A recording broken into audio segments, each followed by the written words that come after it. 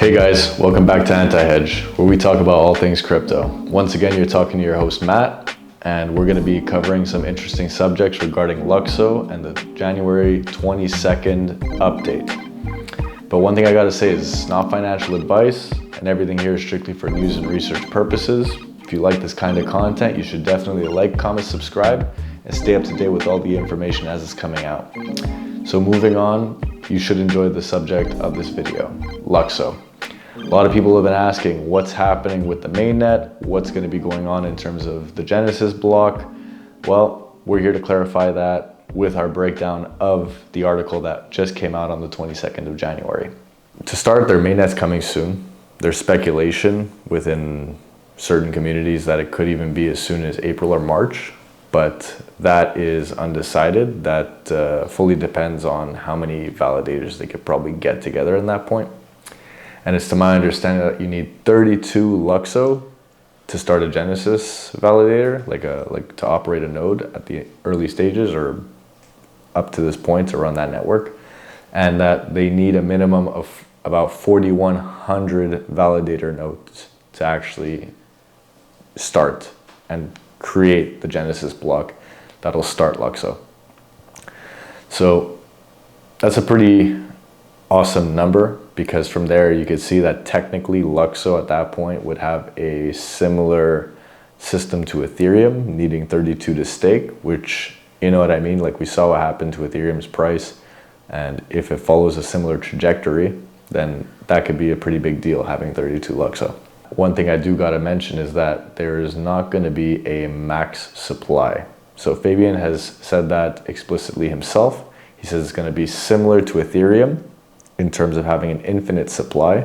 And what we're gonna be voting on in the coming months is how much of the initial supply is gonna be launched, right? And one of the things he even mentioned is that they're considering putting an EIIP burning mechanism similar to Ethereum.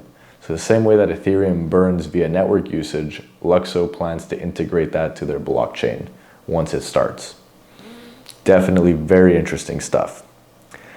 The next thing I wanted to move into was talking about the supply, the initial supply once the mainnet launches. And they threw out a few different numbers, and they mentioned that the importance of these numbers is to ensure decentralization of the network. So not only do they want the network to be decentralized, but they also need to operate with enough of a supply to give the founding team opportunity to grow the network organically. So the three numbers that were tossed out there, the first one was 35 million. And Fabian himself said he wasn't particularly excited about that number, simply because if it launches at 35 million, it doesn't leave a lot of room for the Lukso Foundation to actually grow and use their Lukso treasury to acquire builders and create research and development on the network. The number that was proposed by Lukso, well, by the Lukso Foundation, was 43 million. So 43 million is what Fabian would prefer, because it allows for proper decentralization. It allows for the network to grow at a fair pace while still being able to, let's say, pull in a relatively decent value from it. And if I'm correct, that would leave about, I think 7 million for the foundation to have research and development, to bring people to build onto the app, to grow the network and make it network based on usage, as opposed to having like a ghost chain that nobody uses but has a high value of token. So that's one of the key things that he mentioned, and I personally agree with that number. I think that if it was 42 or 43, I think that's actually a very fair statement. I would say anywhere between 40 and 50 million is the ideal launching amount for me personally, the way I see it, simply because it does allow room for growth. And we see, like, Ethereum caught a lot of usage and traction, and it has roughly about 100 million supply. So I don't think that it'll be too much of a supply shock for Lukso. But that brings me on to my third point. The third number that they proposed was to launch at 100 million Lukso. And that's something I don't know if I necessarily agree with right away. Because if they launch 100 million Lukso into the supply, I personally think that might be a supply shock. And it might cause a larger dump and a little bit of like, it might spook the network. It might spook the people involved with Lukso, not just in terms of wanting to build, but also people who are investing and actually believe in the project and want to run nodes. Because to a certain degree, it's like you wouldn't want too much supply if the demand is irrelevant. Like I could see Lukso having 100 million tokens as it grows, but I don't necessarily think that it should start with 100 million tokens. But that's my personal opinion. Obviously from there, it's up to the team and what the community decides on. And that's why Fabian is actually leaving it to the community to decide, right? So the community is going to be the one deciding via a vote at the Genesis block. And from there, we'll see what actually starts. And he even explicitly said that if the number that's proposed, because it isn't just those three numbers, those are the three numbers that the foundation proposed and they think that people should stick with. But they also mentioned that like if people are proposing numbers that don't make any sense, like let's say they want to make the supply 15 or 20 million, which is pretty much useless to the team because they won't be able to do anything with those numbers.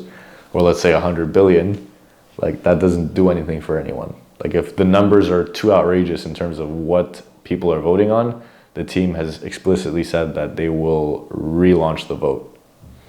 So we're going to see how that goes. It's actually kind of interesting when you think about it.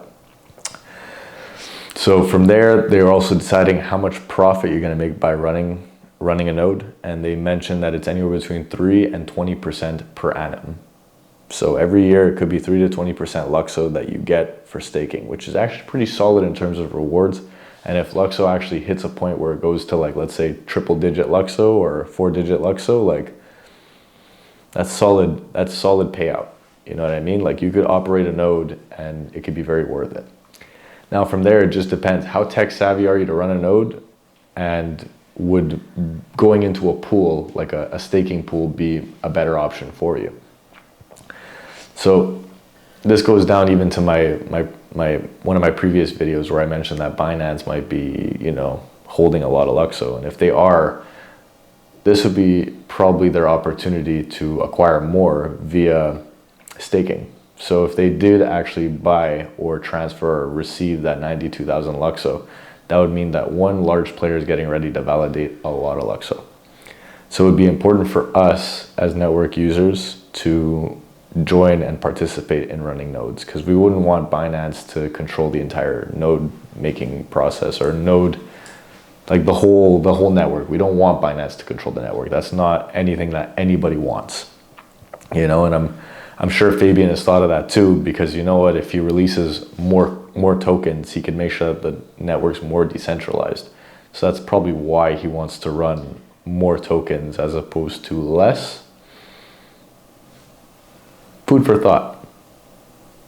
In my opinion, I think that the foundation was right. I think between 42 and 50 is the ideal, in my opinion. Like, I'm relatively on board with that number. And even me, I would love to be able to run a node, and I want it to be worth my time, especially if, you know what I mean, it's going to have to be operating. It's probably going to cost electricity. Like, I'm not exactly sure how exactly the logistics are going to be yet. But from my understanding, if it's not worth it, they won't run it. And if it's not running, then there's no Lukso. So we're going to see how that goes. One of the things that Fabian had mentioned is that soon they're going to set up the initial smart contract. And from there, there's going to be, he mentioned it was like a discovery period where people are going to be able to send their likes, L-Y-X-E, for licks or likes without the E. So the actual transition version of the token. And from there, it'll be rewarded 1-to-1 ratio. So if you have one, you'll get one. And it'll just be like, you'll send those tokens to be burned and you'll receive in the Lukso smart contract, your actual likes afterwards. And in that discovery period, I'm sure that that's where it's going to be about growing the network, getting awareness out, and actually creating a platform that people use. And it's also to my understanding that roughly around the time when all that's going to be happening. They're going to be developing their app to be able to function and start actually making Lukso a usable product, especially within the NFT universe. So up to this point, we don't know exactly when, but like I said, the speculation said roughly around April or March or something along those lines. And if they hit that point, then just be ready to transfer your likes into likes, basically, so that way you could get your tokens and be a part of the network. So guys, if you made it to the end of this video, we appreciate your viewership, and we definitely would appreciate if you like, comment, subscribe, and stay up to date with us. Once again, I don't want to come off as a shill, but I just want you guys to know that, you know, we do really believe in Lukso, and that's why we are like spamming this content. But it also has to do a lot with the news cycle, right? So all the news is coming out now, so it's better we cover it and clarify whatever questions you have now than do it late, and then, you know what I mean, you don't get the answer to the questions that you want. So that's why we did a lot of Lukso content recently, and you as the viewers, a lot of you, from my understanding, do come here to hear what we have to say about the project, because we were some of the first people covering it. So we're in the same boat as you guys. We're Lukso hodlers. We believe in the project. It's important that we cover projects that we believe in for real. So guys, once again, Matt from Hedge loves you. Take care.